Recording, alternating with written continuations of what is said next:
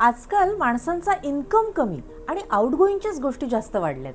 मग तो घराचा हप्ता असेल, गाडीचा हप्ता असेल किंवा इतर कुठल्याही गोष्टींचे वस्तूंचे घेतलेले EMIs का असेनात. यातल्या काही जीवनावश्यक गोष्टी असतीलच हो, पण हे दुसऱ्याने घेतलंय म्हणून मला हे घ्यायचं आहे किंवा हा सध्या ट्रेंड चालू आहे म्हणजे मग ही वस्तू माझ्याकडे असलीच पाहिजे, कारण जगाप्रमाणे चालायचं असतं. यात वावगं काहीच नाही. मी तर म्हणेन नक्कीच तुम्ही जास्त कष्ट करा आणि आपली जी सगळी स्वप्न आहेत ती सगळी पूर्ण करण्याचा प्रयत्न करा, कारण मानवी जन्म हा पुन्हा लवकर मिळणे कठीण आहे. पण आता इथेच थांबून थोडंसं मला तुम्हाला हे विचारावं असं वाटेल की तुमचं स्वप्न की दुसऱ्यांची कॉपी, हे मला इथे डिफाईन करायचंय. कारण दुसऱ्यांची कॉपी करता करता मला तुमचा हा जन्म किंवा हा जो आयुष्याचा वेळ आहे तो वाया घालू द्यायचा नाही. नमस्कार मित्रमैत्रिणींनो, Shri Swami Samarth. I am Snehali Rane, masters in Vedic astrology, tarot reader, Vastu consultant, mind healer and life guide coach also. मी तुमचं माझ्या या हील विथ स्नेहाली चॅनलमध्ये सगळ्यांचं मनापासून स्वागत करते. आता मी तुम्हाला माझी ओळख करून दिल्याप्रमाणे as a life guide coach मला इथे तुम्हाला हे समजून सांगायचं आहे की वरवरच्या दिसण्याला महत्त्व न देता खरोखरच्या असण्याला महत्त्व द्या. चकाकते ते सोने नव्हे, ही म्हण तर सगळ्यांना माहीतच असेल. पण जरी सगळं माहीत जरी असलं ना तरी सुद्धा आपण वाहत्या प्रवाहाबरोबर नेहमी जाण्याचा प्रयत्न करतो, कारण तिथे श्रम जास्त लागत नाहीत. हा, पण प्रवाहाच्या विरोधात जाऊन आपल्याला जे हवंय, आपल्याला जे वाटतंय किंवा आपल्याला जे पटतंय ते करण्यासाठी खरं धैर्य, धाडस, साहस किंवा स्वतःचे असे विचार लागतात. पण आपण आजकाल पाहतो की आजकालचं जग हे फार दिखाव्याचं जग झालेलं आहे. मोठी गाडी, महागडे कपडे, लक्झरी लाईफस्टाईल, ते फोटोंवरचे स्माइल्स, रील्समधली परफेक्ट लाईफ. सोशल मीडियावर प्रत्येकजण परफेक्ट दिसतो, पण खरंच प्रत्येकजण तितकाच आतमधून आनंदी असतो का? कारण हे सगळं बघत असताना कित्येक माणसं आतून मनातून ही तुटली जात आहेत, कारण त्यांना ह्या फास्ट लाईफस्टाईलच्या धावपळीच्या या युगात आपण कुठेतरी कमी पडतोय किंवा आपण कुठेतरी मागे पडतोय असं सारखं वाटत चाललंय. पण इथेच तर खरा भ्रम किंवा गैरसमज सुरू होतो. आपण माणसाच्या बाह्य रूपाला, त्याच्या पदाला, त्याच्या संपत्तीला किंवा त्याच्या गोड बोलण्याला भुलतो. नुसतं वरवरच्या दिसण्यावरून आपण त्याला खूप चांगला किंवा नशीबवान समजतो, पण जसजसं त्याच्या मनाच्या खोलीत डोकावून बघायला जाल ना तर सगळा काळोख असतो. म्हणजेच स्वार्थ, ईर्ष्या, खोटेपणा, दिखाऊपणा किंवा लांडी लबाडी सुद्धा तिथे घर करून बसलेली आपल्याला दिसते. मी म्हणत नाही की सगळीच उच्च पदाला गेलेली माणसं ही आतमधून अवगुणीच असतात, पण त्यांना ते उच्चपद सुद्धा काही जास्त फक्त प्रामाणिक राहूनच मिळालेलं असतं असं नाही. हा, काहींच्या बाबतीत त्यांचं प्रारब्ध असू शकतं, चांगलं कर्म असू शकतं, काहींनी त्यांच्या काही बाबतीत केलेलं सॅक्रिफाईस असू शकतं किंवा खूप मेहनत, स्ट्रगल, ती तर कोणालाच चुकली नाही. पण जे ह्यांना कॉपी करून किंवा त्यांच्या वरच्या दिसण्याला, दिखाव्याला भुलून जे वर जाण्याचा प्रयत्न करतात त्यांची प्रगती फार लांब काळ टिकत नाही, कारण त्यांचा पायाच चुकीचा असतो. आज आपल्याला सोशल मीडियाने अनेक गोष्टी दाखवल्या आणि आपल्याला त्यांचं एक प्रकारे फॉलोअर्स करून घेतलं. कोणी जिम करत असेल तर आपणही लगेच तेच, कोणी ट्रेडिंग करत असेल तर आपणही लगेच तेच, कोणी लक्झरी दाखवत असेल तर आपल्यालाही त्याच्यासारखंच आयुष्य जगावंसं वाटत असतं. पण कधी स्वतःला विचारलंय की मला हे खरंच हवंय की फक्त लोकांकडे आहे म्हणून मला पण तसंच वाटतंय? कारण आजकाल लोक स्वतःचं कमी पण दुसऱ्यांचंच आयुष्य जास्त जगत चाललेत. पण अर्थात हे सर्व होणारच, कारण ॲज ॲन ॲस्ट्रॉलॉजर मी असं सांगेन की हे जे कलियुग आहे ते येतं राहू या ग्रहाच्या अंमलाखाली. त्यामुळे या झगमगत्या दुनियेचा, त्या ऐश्वर्याच्या धुराचा मोह आपल्याला तर पडणारच. ती भुरळ आहे ना, ती आपण टाळूच शकत नाही. पण इथेच तर खराच खेळ सुरू होतो. राहू तुम्ही विचारही केला नसेल इतकी संपत्ती किंवा इतकं ऐश्वर्य तुम्हाला तो देऊ शकतो, पण आपण त्यातल्या ओरिजिनॅलिटीकडे किंवा कॉन्स्टंट राहणाऱ्या गोष्टींकडे जास्त लक्ष दिलं पाहिजे. नाहीतर आलेल्या किंवा त्या मिळालेल्या गोष्टी कधी त्या धुरासकट परत निघून जातील आणि ते शाश्वत सत्य आपल्यासमोर येऊन कधी पुढे ठाकेल किंवा उभं राहील हे आपल्यालाच कळणार नाही. म्हणूनच मी म्हणेन की या काळात आपल्याला त्या वरवरच्या दिखाव्याचा आनंद तर आपल्याला घ्यायचाच आहे, कारण आपणही एक माणूस म्हणून सामाजिक प्राणी आहोत आणि त्याला समाजात राहायचंय म्हटल्यावर समाजाप्रमाणे वागावंच लागतं. नाहीतर मग समाजाविरुद्ध लढणाऱ्या, त्या ऐतिहासिक सामाजिक बदल घडवून आणणाऱ्या व्यक्तीची भूमिका आपल्याला साकारावी लागेल.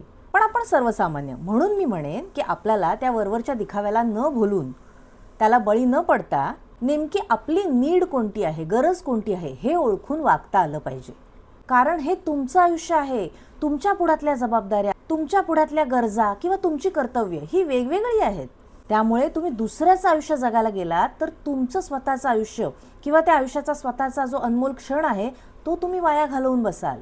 आज अनेक लोक त्यांना माहीतही नाहीये, पण इनडायरेक्टली ना नकळतरित्या हळूहळू का होईना पण ते डिप्रेशनमध्ये जायला लागलेली आहेत. का माहितीये? कारण ते स्वतःची कंपॅरिझन दुसऱ्यांच्या हायलाईट रील्स सोबत करत आहेत. सोशल मीडियावर कोणीच कोणाचे अश्रू दाखवत नाहीत किंवा त्यामागचा स्ट्रगलही दाखवत नाहीत, कारण तो एक प्रकारे एंटरटेनमेंटचा सुद्धा प्लॅटफॉर्म आहे. ते आपल्याला त्यांच्या बेस्ट मुमेंट्स दाखवून आपल्याला एन्करेज करण्याचा प्रयत्न करत असतात. पण आपण मात्र त्यांच्या त्या 30 सेकंड्सच्या व्हिडिओला संपूर्ण आयुष्य समजून जातो. ह्या कलियुगात सगळेच इकडे एकमेकांची चढाओढ, कंपॅरिझन, तुलना करण्यात एवढे बिझी आहेत, पण देवाने इथे प्रत्येकाला वेगवेगळं बनवलेलं आहे. कोणाचा तरी आवाज चांगला आहे, कोणाचं तरी मन स्वच्छ आहे, कोणीतरी समोरच्याला एक प्रकारे छान मोटिवेट करू शकतो, तर कोणीतरी सगळ्यांना शांतपणे हँडल करू शकतो. तुमच्यातही काहीतरी खास असं स्पेशल आहे. पण जर तुम्ही दुसऱ्यासारखं बनण्यात जर अडकून राहिलात, तर तुम्हाला तुमची खरी ओळख कधीच सापडणार नाही आणि ती तुम्ही डेव्हलप न केल्यामुळे तुम्ही जगासमोरही कधी परत आणू शकणार नाही. गुलाबाने कधी सूर्यफूल बनण्याचा प्रयत्न नाही केला, म्हणूनच दोघांची सुंदरता ही विविध आहे, वेगवेगळी आहे. मी सांगते, आजपासून तुम्ही फक्त 3 गोष्टींवर लक्ष द्या. एक म्हणजे कंपॅरिझन कमी करा. बघा, इथे मी म्हणते कमी करा, कारण हीच एकमेव अशी ती जी गोष्ट आहे की ती तुम्हाला यशाच्या पण आणि विनाशाच्या सुद्धा जवळ सहज नेऊ शकते. कारण कंपॅरिझन ही गोष्ट जशी तुम्हाला तुमच्या एनर्जीला बूस्ट करू शकते, तसंच जर तुम्ही मनामध्ये जर जेलेसी आणली किंवा डोळे झाकून एखाद्याशी कॉम्पिटिशन करायला गेलात, तर ती तुम्हाला डबघाईला सुद्धा घेऊन जाऊ शकते. म्हणून नेमकं कोणतं, कुठे आणि किती कंपॅरिझन करावं ना, हे आपल्याला कळलं पाहिजे. कारण ते केल्याने तुम्ही दुसऱ्याला चांगलं आणि स्वतःला कमी लेखून घेतलं नाही पाहिजे. त्यामुळे ॲक्च्युली आपल्याला कधी कुठे कसं कंपॅरिझन केलं पाहिजे हे नीट कळलं पाहिजे. दुसरं म्हणजे माणसांना वेळ द्या. इथे earth time spending with people असा लागत नाही, तर त्या माणसांचा नुसता चेहरा न बघता त्यांच्या मनातला स्वभाव जाणून घ्या. आणि ही ओळख तर कठीण प्रसंगातच होते. आलेल्या कठीण प्रसंगातच तुम्ही एखाद्याचा चेहरा नीट वाचू शकता. म्हणूनच त्याच्या बोलण्यावर किंवा त्याच्या दिसण्यावर न जाता त्याच्या कृतीकडे नीट लक्ष द्या. अशा प्रकारे तुम्ही माणसांना ओळखून घ्यायला शिका. तिसरं म्हणजे स्वतःवर काम करा. सगळ्यात महत्त्वाचं, वरच्या दोन्ही गोष्टी राहून गेल्या ना तरी सुद्धा चालेल, पण ही तिसरी गोष्ट मात्र न विसरता करा. दुसऱ्यासारखं बनण्यापेक्षा, कालच्या स्वतःपेक्षा आज मी किती बेटर आहे याकडे लक्ष द्या. तुम्ही अजून किती चांगलं असलं पाहिजे त्यासाठी प्रयत्न करा. कारण यात सगळी एनर्जी ही तुमच्या स्वतःवर लावली जाते. त्यामुळे मनस्थिती खराब होण्याचे चान्सेस सुद्धा कमी असतात. आपण दुसऱ्यासाठी जर एवढे एफर्ट्स घेतले आणि ती गोष्ट जर अनसक्सेसफुल झाली, तर होणारा मनाचा जो त्रास आहे तो नक्कीच या ठिकाणी होतो.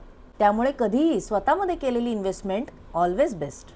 अनेकदा आपण दुसऱ्यांना, समोरच्यांना इम्प्रेस करण्यासाठी अनेक मुखवटे घालतो. म्हणजेच आपल्याकडे पैसे नसतानाही श्रीमंतीचा आव आणतो, आपल्याकडे ज्ञान नसतानाही विद्वत्तेचा आव आणतो. आपण आपल्याकडे नसलेलं व्यक्तिमत्व जगाला दाखवण्याचा प्रयत्न करतो.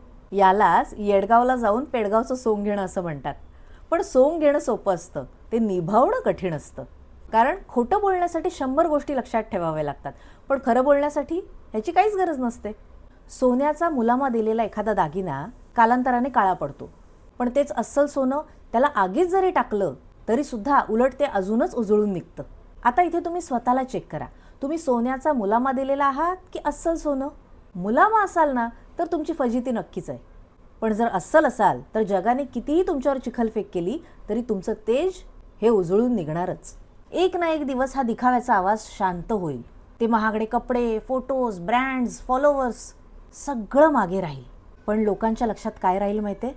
तुम्ही कोणाच्याही आयुष्यात किती खरं प्रेम दिलत, किती विश्वास समोरच्याला दिलात किंवा संपादन केलात आणि किती खरे राहिलात. कारण करतात सगळं तेच जसं त्यांच्याशी सगळं जग वागलेलं असतं. पण वेळ आल्यावर किंवा संकट प्रसंगी मी म्हणेन, प्रत्येकालाच सत्य, प्रामाणिक आणि जेन्युइन माणसाची गरज खरी लागते. म्हणून सगळ्यांसारखंच सगळ्यांच्या नादाला लागून किंवा सगळ्यांच्या कंपॅरिझनमध्ये येऊन फेमस होऊन स्वतःचा खप जास्त करून घेण्यापेक्षा मोजक्याच आणि खऱ्या लोकांनाच फक्त तुमची किंमत असेल, पण तुम्ही दुर्मिळ असाल. कारण शेवटी बाहेरची चमक ही फक्त तुमच्या डोळ्यांना आकर्षित करू शकते, पण आतला स्वभाव हेच मन जिंकतो. इम्प्रेशन मारण्यासाठी मुखवटे घालू नका, कारण मुखवटे हे शेवटी गळून पडतात आणि शुद्ध स्वभाव, चांगला प्युअर स्वभाव हाच शेवटच्या श्वासापर्यंत साथ देतो. लक्षात ठेवा, माणसाची किंमत ही त्याच्या कपड्यावरून किंवा दिसण्यावरून करू नका, पात्र म्हणजे एखादं भांडं महत्त्वाचं नाहीये, तर त्याच्या आतमधला पदार्थ महत्त्वाचा आहे. कारण एखाद्या सोन्याच्या पेल्यातून तुम्हाला जरी विष दिलं तरी ते जीव घेणंच असतं.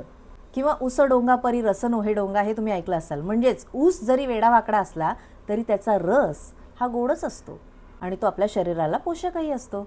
थोडक्यात काय, तुम्ही हातचं सोडून पळत्याच्या पाठी लागू नका.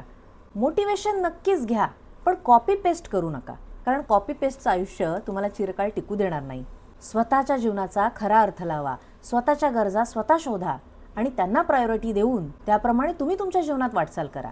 भेटूया अशाच अनेक मोटिवेशनल, स्पिरिच्युअल आणि ॲस्ट्रॉलॉजिकल म्हणजेच ज्योतिषीय विषयांसोबत पुढच्या व्हिडिओजमध्ये. तोपर्यंत बाय.